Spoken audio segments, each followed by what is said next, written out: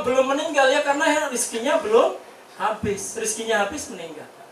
Pernah ada satu peristiwa ya, ini peristiwa ini juga mengajarkan saya banyak ini yang menimpa salah satu dulu mantan tim ACI yang saya benar-benar respect sama beliau.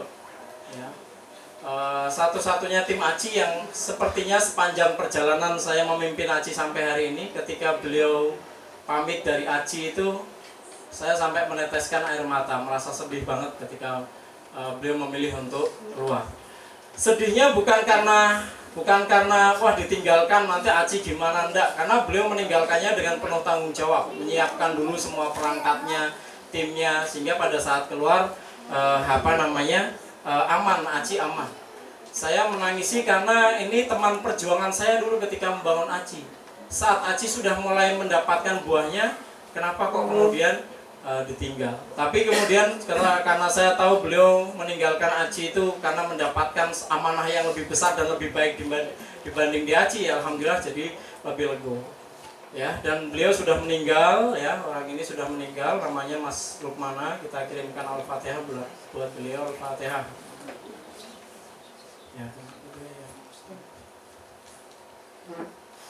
Ya, ada satu kejadian sebelum beliau meninggal, cerita dari istrinya itu, sebelum meninggal itu beliau minta es krim. Setelah makan es krim beberapa saat baru kemudian meninggal. Ya. Ini kan luar biasa nih, beliau itu sakit berapa tahun Mas Fauzi? Setahun ada ya, setahun lebih. Ya, tapi menjelang meninggalnya minta es krim, dan es krim itu nyampe di mulutnya. Ya, es krim itu menjadi rezeki terakhirnya beliau. Kemudian beliau meninggal. Ya. Saya meyakini orang yang meninggal diuji sakit yang berat ini itu orang yang dicintai oleh Allah. Orang yang dicintai oleh salah satu orang Allah ketika mencintai seorang hamba itu salah satunya dikasih ujian. Yang ujian itu berupa rasa sakit, sakitnya berat lagi, sakitnya juga sakit berat karena beliau kena kanker hati. Yang sakit itu nanti menggugurkan semua dosa-dosanya dan membuat dia mendapatkan pahala sabar yang nilainya besar banget.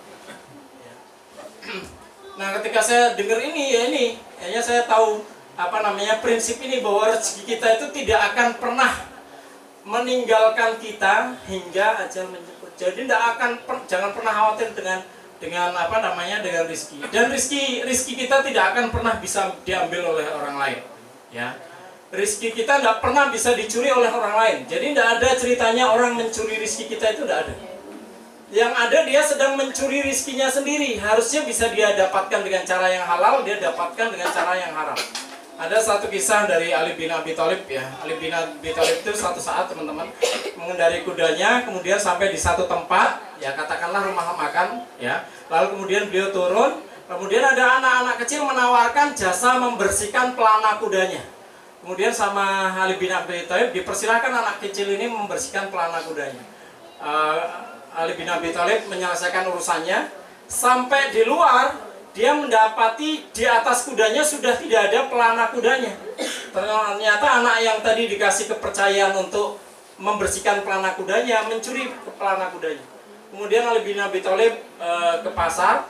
Pada saat jalan di pasar, dia melihat itu pelana kudanya dia dijual di satu toko. Kemudian didatangi toko itu, ditanya, ini pelana kuda yang saya kenali, ini kamu dapat dari mana? Oh, tadi ada anak kecil datang ke sini menjual pelana kuda ini. Oh, kamu beli berapa? 10 dirham. Saat itu langsung Ali takjub banget. Kenapa takjub? Karena gini, pada saat Ali mempersilahkan anak ini membersihkan pelana kudanya, Ali sudah dalam hati, nanti tak kasih 10 dirham. Ya. Jadi pada saat selesai, harusnya kalau anak kecil ini ngambil pelana, dia akan dapat 10 dirham juga itu, tapi dengan cara yang halal. Ya. Tapi karena dia mencuri kemudian dijual, dia tetap dapat 10 dirhamnya, tapi dengan cara yang haram. Ya. Jadi rezeki kita tidak mungkin diambil oleh kita, dan kita tidak bisa mencuri rezeki orang lain. Ini juga akan membuat kita lebih tenang, teman-teman. Ya, saya ketika dapat prinsip ini yakin banget lah. Ketika misalnya ada orang hutang ya sampai puluhan juta tidak dikembalikan, ya belum jadi rezeki saya. Ya, kemudian ada yang fraud ngambil sampai puluhan juta juga, itu kalau jadi rezeki saya pasti akan kembali ke saya. Kalau nggak jadi rezeki saya juga tidak akan kembali ke saya. Ya, karena rezeki itu ya itu tadi tidak bisa dicuri, tidak bisa diambil. Yang akan jadi jatah rezeki kita pasti akan nyampe di kita. Prinsip berikutnya, ya, kalau rezeki sudah dijaminkan, pasti akan nyampe kita. Lalu apa gunanya ikhtiar? Ya. Nah ini menarik ya. Prinsip berikutnya adalah ikhtiar bukan untuk memastikan rezeki kita. Jadi ternyata ikhtiar itu bukan untuk memastikan rezeki kita, tapi ikhtiar itu adalah mendapatkan ridhonya Allah. Ya, biar teman-teman nyerap sampai bawah sadar rezeki ikhtiar kita bukan untuk memastikan apa teman-teman? Rezeki kita. Ikhtiar kita tapi untuk mendapatkan ridhonya Allah. Ini prinsip yang kalau teman-teman pakai prinsip ini jauh lebih tenang melaksanakan ikhtiar apapun lah.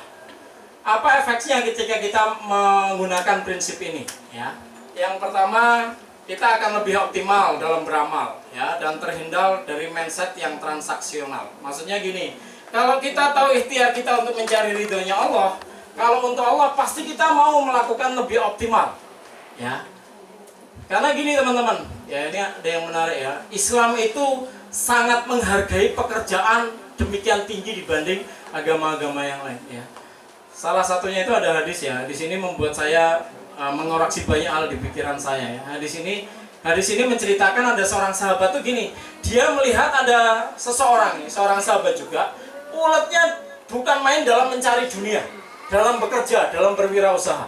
Lalu kemudian sahabat ini bilang ke Rasulullah, andaikan keulatannya dia untuk mencari akhirat, pasti jauh lebih baik yang akan dia terima.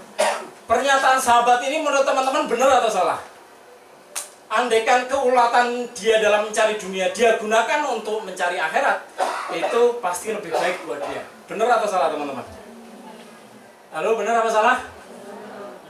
Nah, pernyataan ini dikoreksi sama Rasulullah. Rasulullah bilang gini, kalau keulatannya dia gunakan untuk mencari dunia dan dia niatnya benar dalam mencari dunianya itu untuk menegakkan kehormatannya, untuk dapat ridhonya Allah, maka itu adalah termasuk jihad fisabilillah. Jadi Rasulullah kemudian tidak menegur atau menyetujui sahabat ini, keulatanmu jangan kamu gunakan untuk mencari dunia, tapi untuk mencari, enggak, dibiarin. Bahkan statusnya menjadi jihad fisabilillah kalau niatnya benar, bukan ngumpulin dunia kemudian untuk flexing kemana-mana, ya, tapi untuk menegakkan kehormatan diri keluarganya, kemudian untuk mencari ridhonya Allah, itu jihad fisabilillah. Bahkan ada dosa-dosa yang hanya terhapus oleh langkah kaki kita, keringat kita ketika bekerja. Ini kan luar biasanya penghargaan Allah buat mereka-mereka yang bekerja. Jadi orang yang bekerja itu jangan dibayangkan orang yang apa jenisnya Jawa itu apa kedonyan,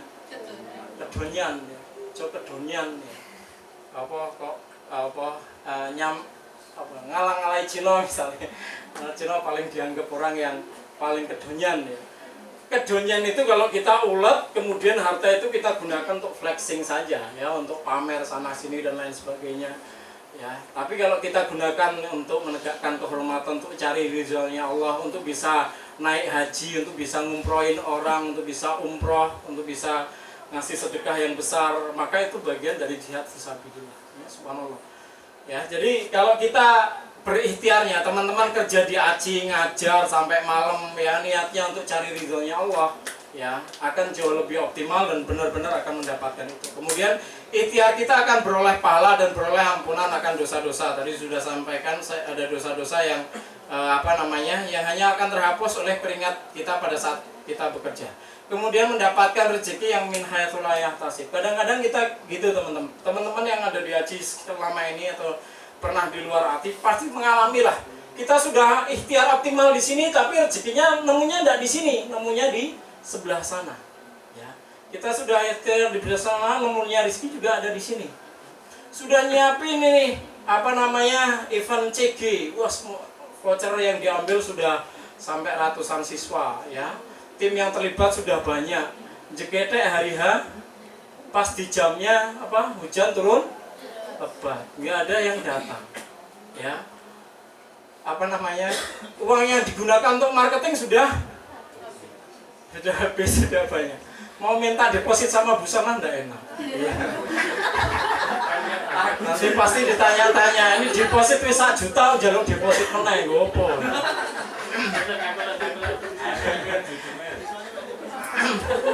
Apalagi kemudian buat CG, lo CG sing teko piro? Vouchernya banyak Bu, nyiapin sudah beli es krim banyak. Sing teko piro? 5 tok Bu, lo kok iso 5? Udan terus gitu ya. Itu teman-teman kalau nggak punya prinsip itu ya, ikhtiar optimal itu untuk dapat ridhonya Allah, mudah banget kita kecewa. Kita serasa iki aku wis kerja seminggu, wis mlebu sekian sekolah, kok jadinya seperti ini. Tapi teman-teman pastikan ketika ikhtiar Anda niatnya benar, tidak ada yang sia-sia. Ya, memang dapatnya nggak rezeki berupa tambahan siswa, nanti akan ada siswa-siswa yang masuk atau dari rezeki yang lain. Allah akan berikan itu ya. Allah tidak akan pernah menyiakan amal-amal baik kita. Ya. Kemudian ya terhindar dari mindset transaksional. Ini hati-hati dengan mindset transaksional teman-teman. Ya, saya beritahu ke teman-teman nih, teman-teman yang punya cita-cita jadi pengusaha juga. Ya. Tidak ada. Selama ini setelah saya ketemu dengan teman-teman pengusaha, tidak ada bos, tidak ada pimpinan yang suka punya anak buah yang apa-apa transaksional. Ya. Datang halal bihalal ya. Ono apa jenenge? Ono duitnya enggak misalnya. Amin. Pendi. Atau ditugasi apapun, kemudian ada bonusnya enggak, dikit-dikit minta bonus, itu transaksional. Itu enggak ada bos yang suka dengan yang seperti itu ya. Ya ada teman-teman nanti jadi pengusaha punya anak buat kasih pekerjaan, kasih kepercayaan dikit-dikit, kemudian anak bayarin dengan rasanya juga enggak enak. Ini anak pengganti ini pengennya ditendang.